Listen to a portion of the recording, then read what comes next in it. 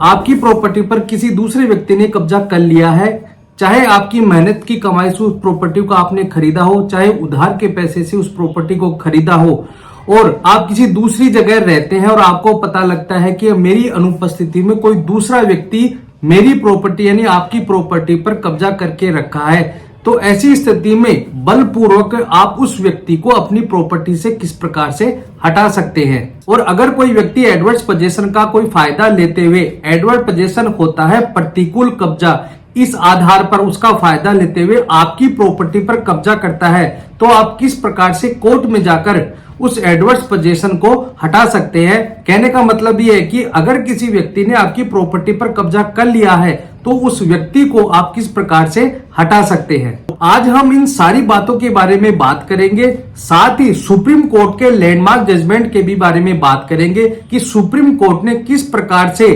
कब्जा की हुई प्रॉपर्टी को खाली करवाया। और साथ ही हम जानेंगे कि आप एक ही दिन में आप अपनी प्रॉपर्टी को, जिस व्यक्ति ने कब्जा कर रखा है उस व्यक्ति को एक दिन में अपनी प्रॉपर्टी से किस प्रकार से हटा सकते हैं। तो नमस्कार दोस्तों, मैं हेमंत सैनी एडवोकेट और आप देख रहे हैं हेमंत LLB लॉ।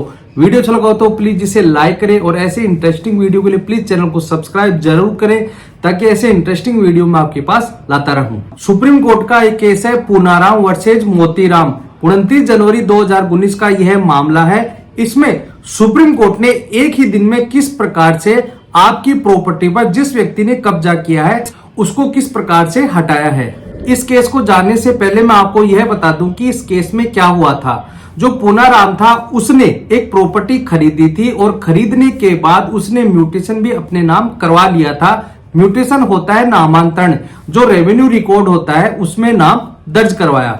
पूनाराम है वह अपनी प्रॉपर्टी का ठीक तरह से देखभाल नहीं कर पाया। हो सकता है किसी बिजनेस पर्पज से वह कहीं दूसरी जगह रहता हो या विदेश भी चला गया, लेकिन कुछ सालों के बाद जब पूनाराम अपनी प्रॉपर्टी को देखने के लिए आता है या साथ संभाल करने के लिए आता है तो उसे पता चलता है कि मोतीराम नाम के व्यक्ति ने उसकी प्रॉपर्टी पर कब्जा कर लिया है।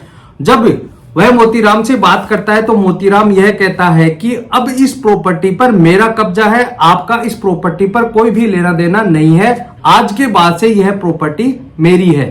मोतीराम को उसके बारे में कानून का थोड़ा बहुत पता था। उसने पूनाराम से यह कहा कि 12 साल के बाद एडवर्स पोजीशन का कानून लागू होता है, अब यह प्रॉपर्टी मेरी है, चाहे तुम जो भी कर लो, मैं आपको ये प्रॉपर्टी नहीं दूंगा। यह मामला जब सामने आता है तो पूनाराम के द्वारा संबंधित सिविल कोर्ट में जाकर वह वाद लाया जाता है और उस सिविल कोर्ट में पूनाराम जीत भी जाता है।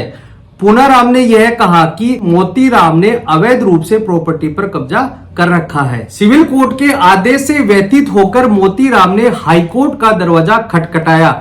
जब मोतीराम हाईकोर्ट में जाता है तो हाईकोर्ट के द्वारा यह कहा जाता है कि 12 साल के बाद एडवर्स पोजीशन का प्रिंसिपल लागू होता है, इसलिए इस प्रॉपर्टी पर मोतीराम का कब्जा है, अब इस प्रॉपर्टी का मोतीराम ही मालिक है। हाईकोर्ट के आदेश को लेकर पूनाराम सुप्रीम कोर्ट के दरवाजे खटखटाता है और वहां पर जो हाईकोर्ट का आदेश किया था उसे चैलेंज करता है। पूनाराम ने सुप्रीम कोर्ट में जाकर यह कहा कि जो मोतीराम था वह लिमिटेशन के ग्राउंड के आधार पर एडवर्स पोजीशन का फायदा नहीं ले सकता है। मान लिया कि उसका यानी मोतीराम का प्रॉपर्टी पर कई सालों से कब्जा है। इसके बाद ही पूनाराम ने यह कहा कि मैंने संबंधित विभाग में इसकी शिकायत की थी और शिकायत में यह लिखा था कि जो मोतीराम है वह मेरी प्रॉपर्टी पर अवैध कब्जे से रूप में बैठा हुआ है। सुप्रीम कोर्ट के पास एक प्रश्न यह था कि 12 साल के बाद एडवर्स पोजीशन के आधार पर जो मोतीराम था क्या उसे टाइटल डिक्लेयर कर दिया जाए या पूनाराम ने जो शिकायत कर रखी है उसे भी साथ में देखना चाहिए। ऑनरेबल सुप्रीम कोर्ट ने पजेसरी और प्रॉपर्टी टाइटल को इन दोनों को डिटेल में डिस्कस किया और कहा कि एडवर्स पोजीशन का कॉन्सेप्ट तब चालू होता है जब 12 साल तक किसी के भी द्वारा वहां पर कोई रोक टोक नहीं की जाती है, तो ऐसी स्थिति में एडवर्स पोजीशन लागू होगा या मालिक ने 12 साल के अंदर कहीं पर भी शिकायत नहीं की हो या मालिक ने उस व्यक्ति को लीगल नोटिस भेज रखा है, उसमें यह लिख रखा है कि मैं प्रॉपर्टी का मालिक हूं और इस पर मेरा कब्जा है, आप इस प्रॉपर्टी से हट जाएं। अगर इस प्रकार का कोई लीगल नोटिस दे रखा है तो आप एडवर्स पोजीशन का फायदा नहीं ले सकते हैं। पूनाराम ने जो संबंधित विभाग में शिकायत कर रखी थी, उस शिकायत का फायदा पूनाराम को मिल गया और सुप्रीम कोर्ट के द्वारा पूनाराम के पक्ष में यह फैसला कर दिया गया। इसलिए सुप्रीम कोर्ट ने कहा कि एडवर्स पोजीशन यानी प्रतिकूल कब्जे का कानून तब लागू होता है जब 12 साल तक किसी के भी द्वारा जो कब्जे शुदा प्रॉपर्टी पर उस पर कोई भी रोक टोक नहीं करता है, कोई भी शिकायत नहीं करता है, तब तो वह एडवर्स पोजीशन का कानून लागू होता है। लेकिन पूनाराम ने इससे संबंधित विभाग में शिकायत कर रखी थी या फिर लीगल नोटिस दे रखा था कि उसने मेरी प्रॉपर्टी पर कब्जा कर रखा है, इसलिए मोतीराम का यह केस खारिज कर दिया जाता है।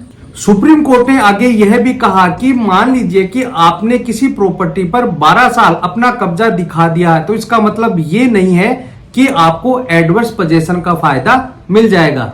पोजीशन का मतलब ये होता है कि आप उस प्रॉपर्टी पर लंबे समय से काबिज हो, वह एक सेटल्ड पोजीशन होनी चाहिए। इसका मतलब ये नहीं कि आप उस प्रॉपर्टी पर आ रहे हो जा रहे हो, बल्कि स्थायी तौर पर उस पर निवास होना जरूरी है, तभी आप एडवर्स पोजीशन यानी प्रतिकूल कब्जे का लाभ ले सकते हैं। इस केस में मोतीराम ने यह साबित नहीं किया कि वह स्थायी रूप से उस प्रॉपर्टी पर रह रहा है, वह अवैध रूप से उस प्रॉपर्टी पर रह रहा था, जिसे हम ट्रेसपास भी कह सकते हैं। इसलिए इस केस में सुप्रीम कोर्ट ने पूनाराम की बात को सही मानते हुए यह कहा कि पूनाराम ही इस प्रॉपर्टी का असली मालिक है। इस कारण से जो पूनाराम है वह प्रॉपर्टी का असली मालिक है और जो मोतीराम है उसे कोर्ट के द्वारा बेदखल कर दिया गया।